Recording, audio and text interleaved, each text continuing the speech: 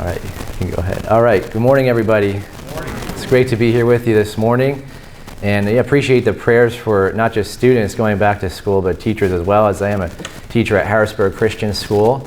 And we actually start back work tomorrow for in-service, so we'll be going back to work after summer. And I've had a great summer. My son was born this summer back in June, Ezra, and I also have a 3-year-old daughter, Ayla, at home. So it's great to be with you this morning. And I just want to say, you guys, this congregation is very blessed to have Jonathan as your pastor.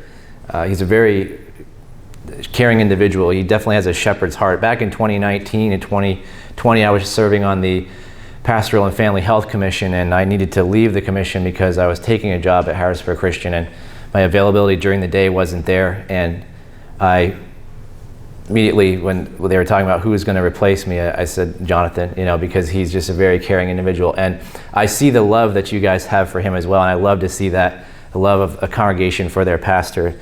So anyway, so Jonathan asked me to come here and speak this morning about this topic of apologetics. Is one of the courses I teach at Harrisburg Christian is on Christian apologetics. So first let me tell you what apologetics is. It doesn't mean I'm sorry.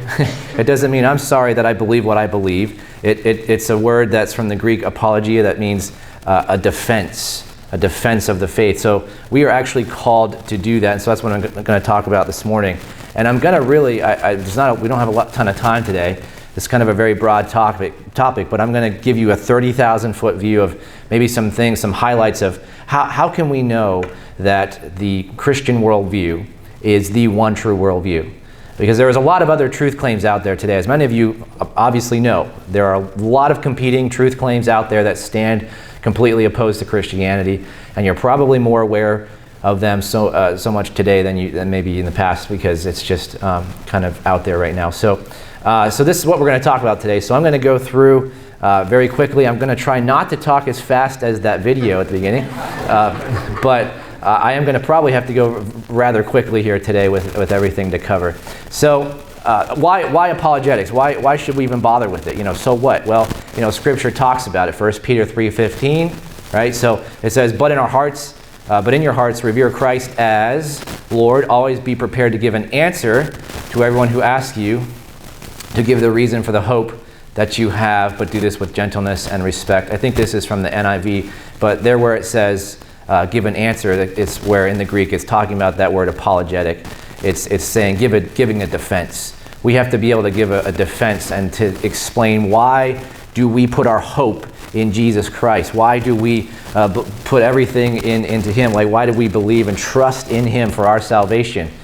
Because Christianity it's not just a faith. It's a faith, but it's a reasonable faith. We have reasons as Christians, believe it or not, we have reasons to believe why we believe what we believe. So that's what I'm going to talk about today very quickly. So the first thing we have to establish, if we're going to establish the truth of the Christian worldview, is first today, sadly, you actually have to establish this idea of, is there really such a thing as truth? And that seems kind of counterintuitive. It's like obvious, right? Truth. Of course there's truth. But today there's this idea that is called postmodernism that permeates the culture. And it's very much so, you'll see this in colleges today, secular colleges, even many Christian colleges today as well too.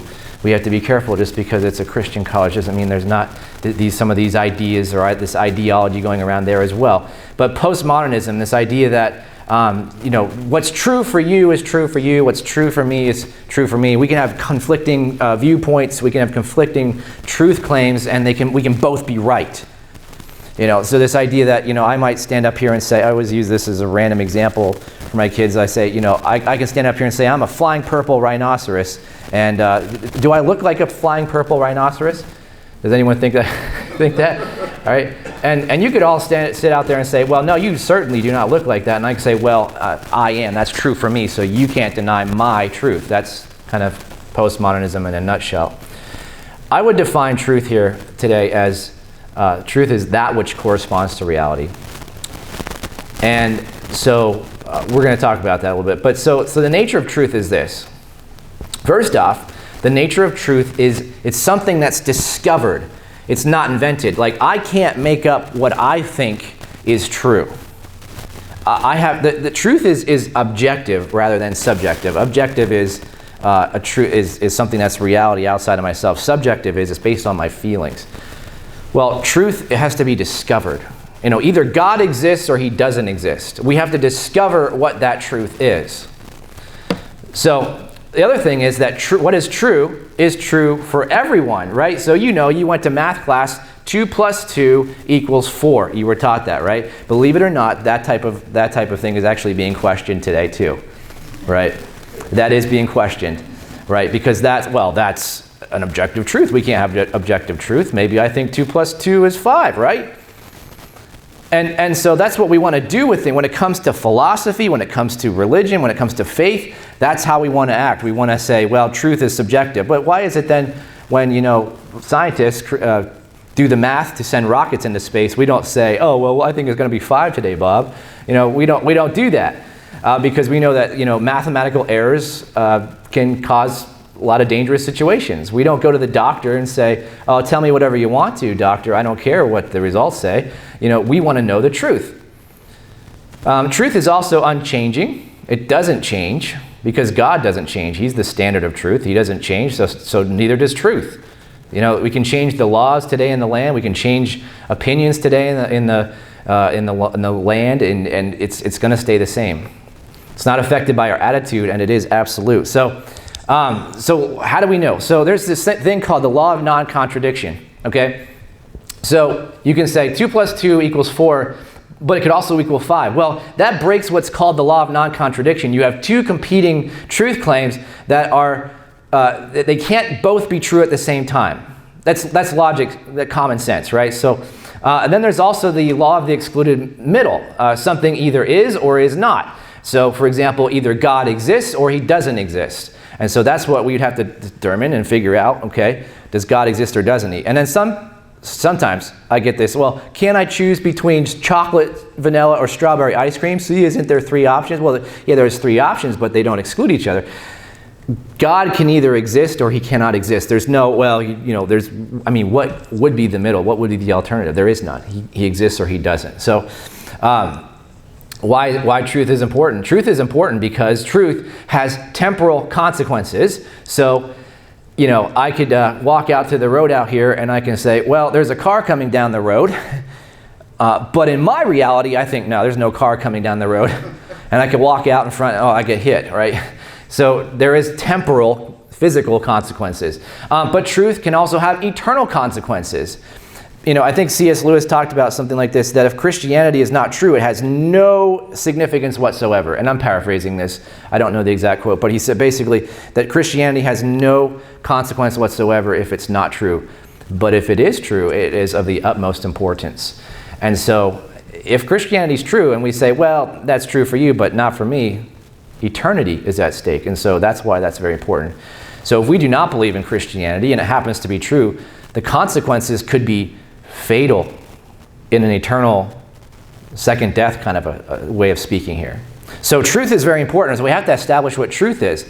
So to counter the claim that there is no truth, we can use what's called the Roadrunner tactic. Has anybody ever seen these cartoons when you're growing up? The Roadrunner, meet, right? And you've oftentimes seen where they're running right towards a cliff. The Roadrunner stops right before the cliff. Wile E. Coyote just keeps running right off the cliff. And he stands there for a moment until he realizes, I'm not standing on anything. And then what happens? Yeah, he falls, right? And so this is called the Roadrunner tactic because we want to show others, and we want to do this in love, but we want to show others that these so-called truth claims, if you will, especially the ones of postmodernism, there's nothing, they don't actually have anything to stand on. So, for example, if somebody says there's no such thing as truth, you can say, is that true? Is that statement you just said true? Now you put them in a dilemma. Because if they say there's no such thing as truth and you ask them if that statement is true, then it debunks itself. Because if it's true, then that statement can't be true. The idea that there's no such thing as truth, then their statement can't be true in the first place. And if they say, well, that's not true, then you just kind of, You debunked yourself. So there's really no room to stand on. I think I did the laser pointer there. Okay. Another idea they say is all truth is relative. The answer you could say to that is that statement relative to you, or is it true for everybody? Right? All truth is relative. Is that statement true for you?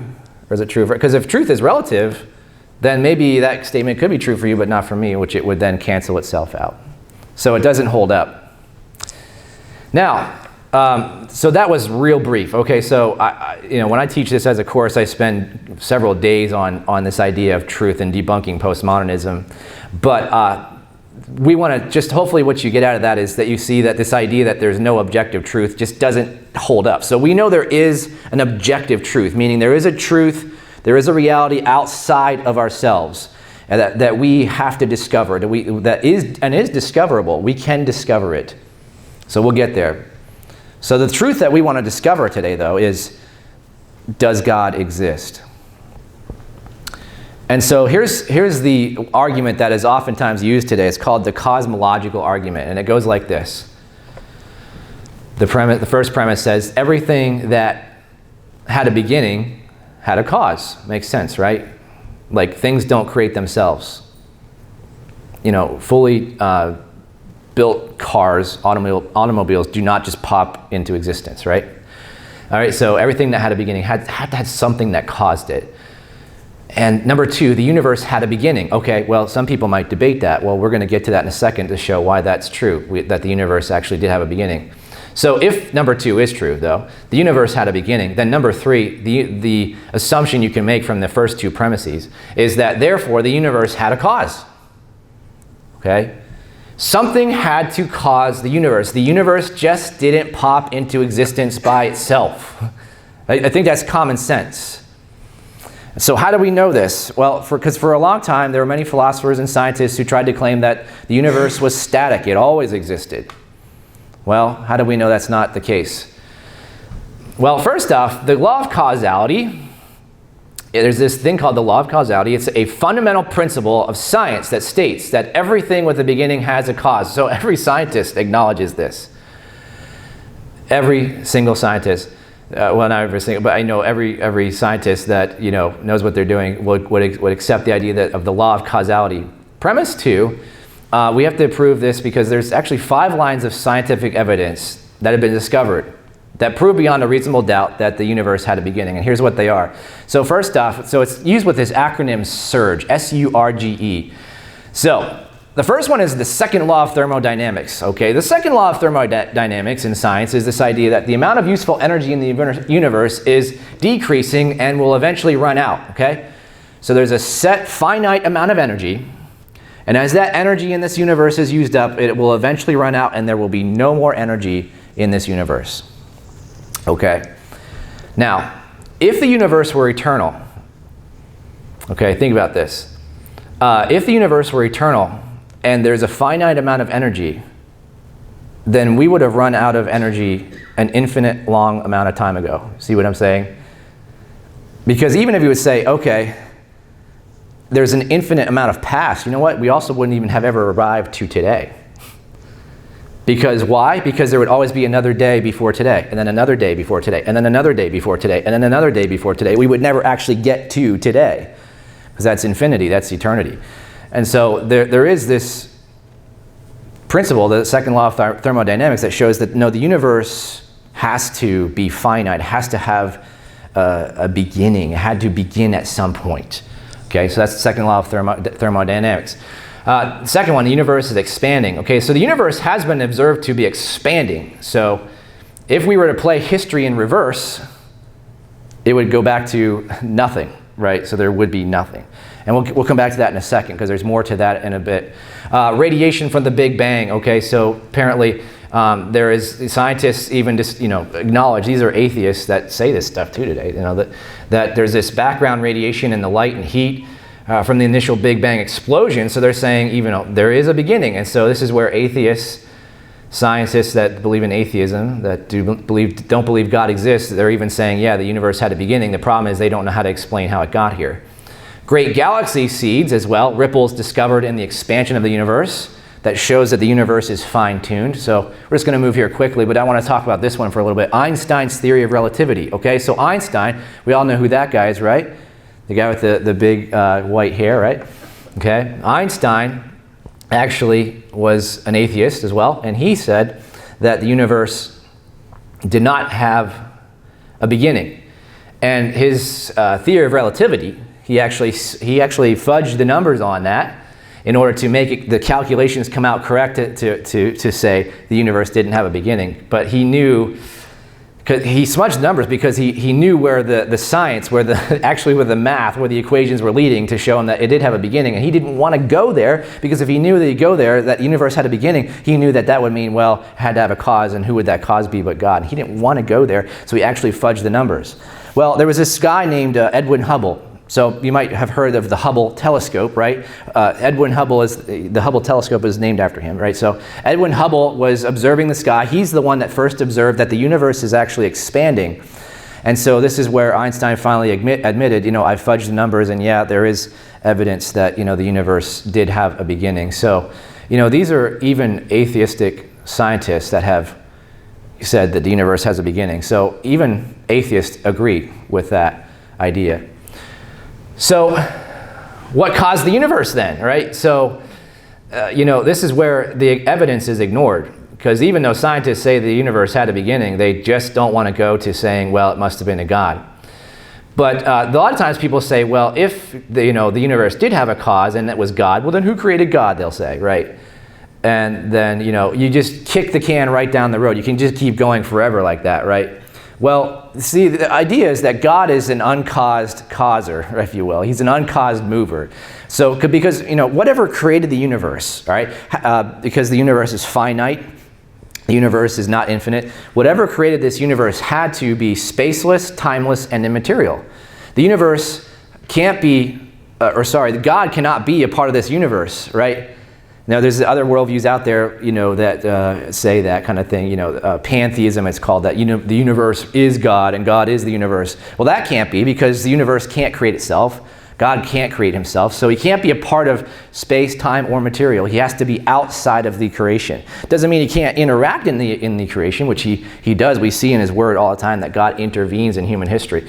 But he is separate from the creation. He made the creation. So he doesn't need a creator. There's nothing illogical about that, because he doesn't have a beginning, so therefore he doesn't need a cause. He's eternal.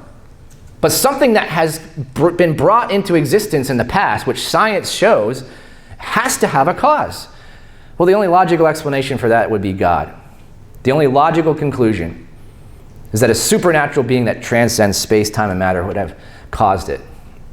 Either the universe is eternal, or something outside the universe is eternal. Something has to be eternal. What makes better sense? Okay, so we'll move on. So here, the next argument, so that was the cosmological argument. The next argument is the teleological argument. Teleological argument, this is the argument from design. This is saying, hey, look, there's evidence of design. I think the video in the beginning touched on that a little bit. That things that have signs of intelligence in them must come from an intelligent mind. You don't go into a library and read books that have a sequence of letters that communicate information and assume, oh, well, that just accidentally happened, that all those letters happen to just get in there somehow in the right letter, that it somehow communicates a message to you. Nobody would say that. So here's what the teleological argument says. Every design had a designer. The universe has a highly complex design. And there is evidence of it. You can look all around. Look at DNA, for example. 3, then therefore, the universe had a designer. So if you look at this bowl of soup, now I don't know if you can see it from where you are. Does anybody notice anything in that bowl of soup? The word hello? Yeah, there's the word hello in there. Yep. So you would see that bowl of soup and you wouldn't assume that that just happened by chance, right? I mean, that's very improbable. Okay, what about that? What is that? Water erosion. Water erosion. Yeah. I don't think anybody would claim that, right? We look at that and say, well, those are human faces. In fact, not only are they human faces, but they are 4 of our U.S. presidents.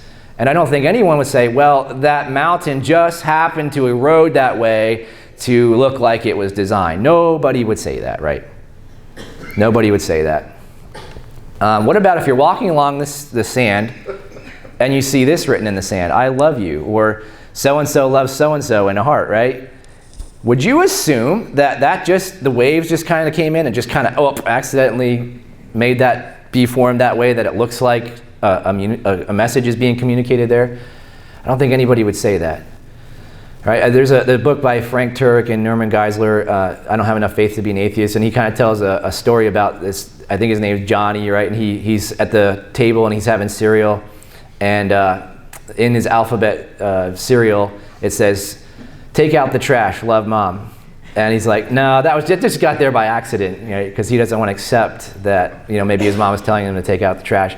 And then he has the crush on this specific girl, and he goes to the beach and he sees her name in the sand with some other boy's name, and he's like, nah, that just was an accident. That doesn't mean they're in love, because, she loves me, right? So, there's this idea of denial that we deny when we look at the universe and we see design in it. We deny that there's a message being communicated there. Did I? Okay. So that's the Grand Canyon. Now I could probably go on for a while about that. Not so much design there, but we'll skip that for now. So did Jesus actually exist? Okay, so this is the next thing we're going to talk, because remember, we're just going at a really fast, brisk pace here, 30,000 foot view of Christianity.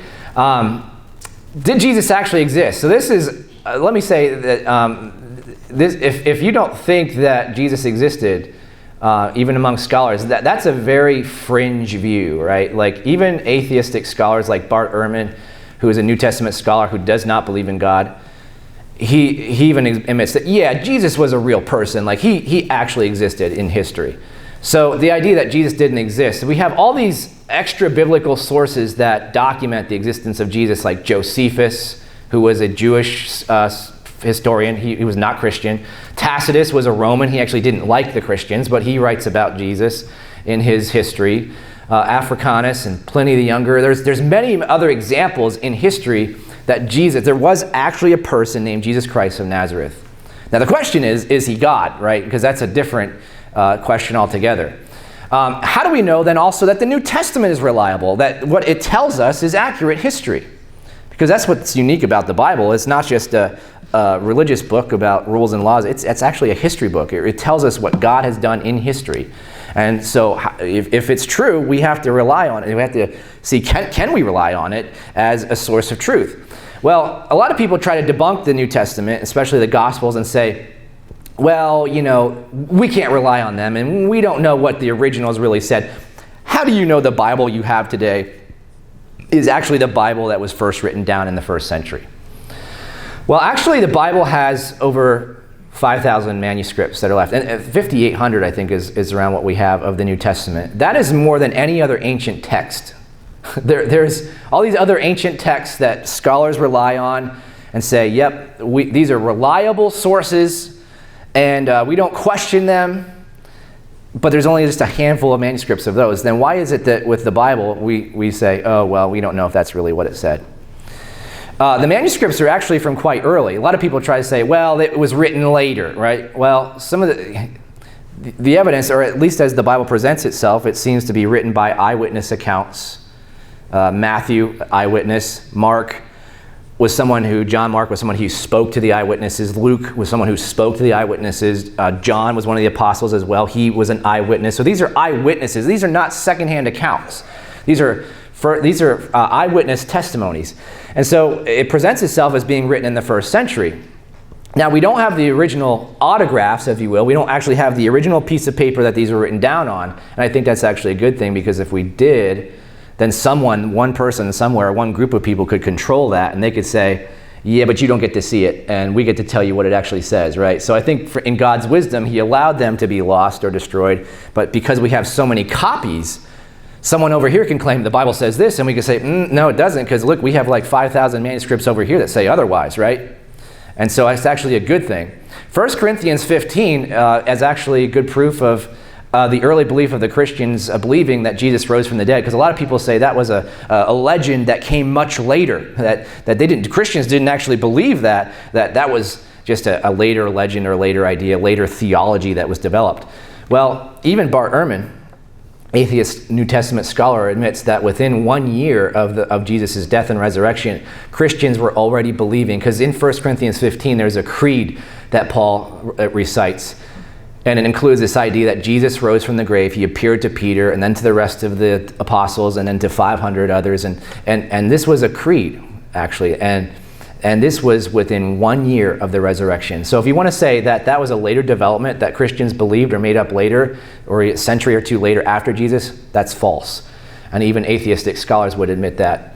Evidence for the early date of the Gospels, there's plenty of evidence for that. Don't have time to get into all that. Textual criticism is something that reconstructs the original, so I mentioned that before. It's actually a good thing that we have many manuscripts, because yes, there are variants. Yes, there are some, like when you compare manuscripts, there might be some differences, but in no case are any of the differences between the manuscripts different in a way that affects any central Christian doctrine.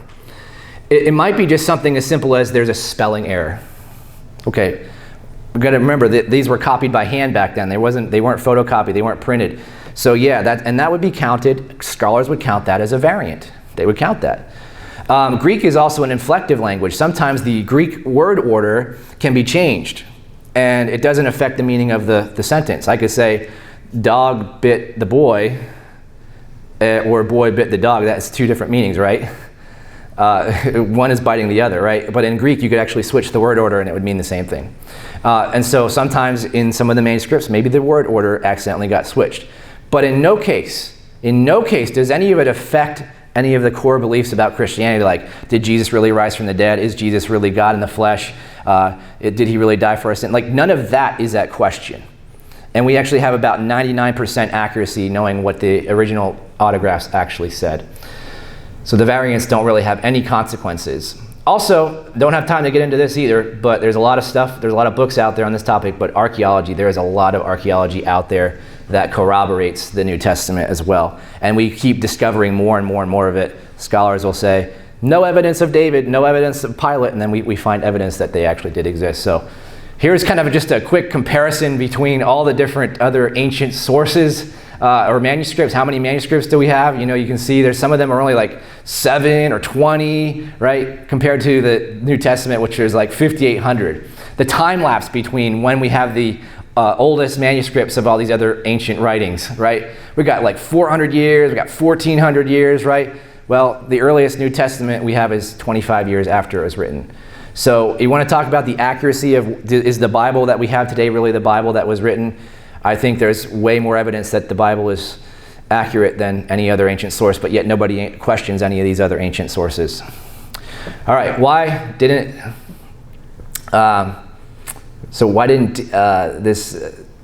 okay, so sorry, I'm having trouble reading from that from here. Why didn't God preserve the original? I think I mentioned this before, because if God did preserve the original, then, you know, people could corrupt it.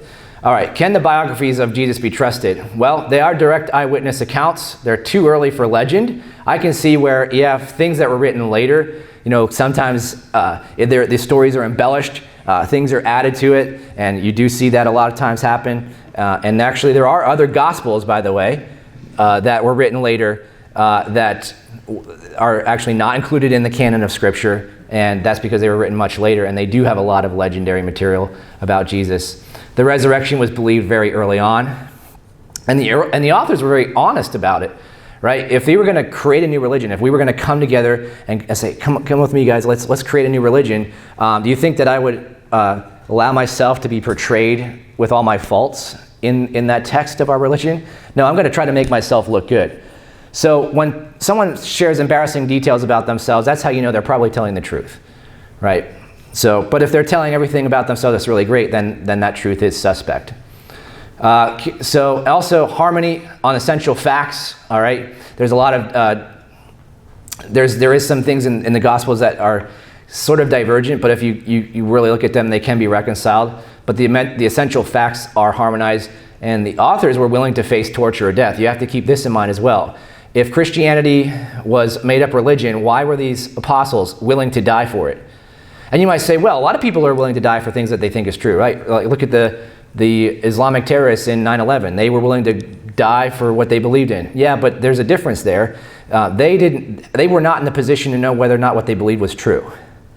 Right? The apostles were, because they were the eyewitnesses of it. So if they were making this up, they would be, I think, if they were under pressure, I think it would be very easy for them to say, you know what, I'm being faced with torture and death, not worth it. I'm not going to keep up this charade. I admit it, I made this up. But they didn't. They stuck with it because they were in the position to know whether or not what they were saying was true, and they really believed what they believed was true because they saw it. So, did Jesus really rise from the dead? There's many different hoax theories out there about this. The hallucination theory, the wrong tomb theory, the swoon theory, the stolen body theory, the substitution theory. So there's all these ideas out there that people try to say, well, he didn't really die on the cross. People just thought they saw him. First off, the hallucination theory, I'll just talk briefly about a few of these for sake of time. A few of them claim that, people were just thinking they saw Jesus. Well, in 1 Corinthians 15, it says 500 people saw them. Now, I don't care what's inducing your hallucination, whether it's drug-induced or whether it's something else going on, right? If all of us in here, all of a sudden, we were going to, at the same time, we were all going to hallucinate, do you think we'd all hallucinate the same thing? We wouldn't, because where's the origin of it? It's all in our brains, and we all have different brains, and so we're all going to hallucinate different things. So this idea that 500 people hallucinated that they saw Jesus, not viable. The swoon theory. This one is the idea that, well, Jesus didn't really die on the cross, so when he resurrected, it's because he just swooned. He wasn't really dead. Well, actually, if you ask the medical expert opinion of a doctor, they would say, with what a person goes through in crucifixion, nobody can survive that. You are nailed to the cross. You have to kind of pull yourself into an upright position to kind of exhale. Eventually you get tired, and eventually you die of asphyxiation. And the Roman soldiers were very good at what they did. They had this down to a science, down to an art. And so even if you weren't dead yet, what did they do to you? They would break your legs, yeah. And in fact, in the case of Jesus, he was already dead, so they stabbed him with a spear. So even if Jesus was not dead, he was after they stabbed him with a spear. So there's really no way to argue that he wasn't dead. There's just no way he could survive what he survived. So he was dead. So he came back. Okay, so I wish I had more time to go through all those. We just did not have a ton of time to get through all that today. But I hope that that just gave you some thoughts, some ideas out there of why we can trust and rely on this idea that Christianity is the one true worldview. Let me just pray quick, and then we'll close out this morning with our final song. Father God, we thank you for the truth of your word. I just pray, Lord, that we would all just cling to that truth, that you would continue to teach us and lead us and guide us, and be able to give a defense, give a reason for the hope that we have in you, and that we be able to do that in truth and in love and with gentleness and respect, but just be able to give an answer, because there are so many truth claims out there, so many attacks against Christianity that seem reasonable, that seem logical, but Father, in the end, we know that your word, your truth prevails. And so I pray, Lord, that you would bolster this congregation and embolden them, Lord, to be able to share and not to be afraid to share their faith with others and give the reason for their hope. In Jesus' name, amen.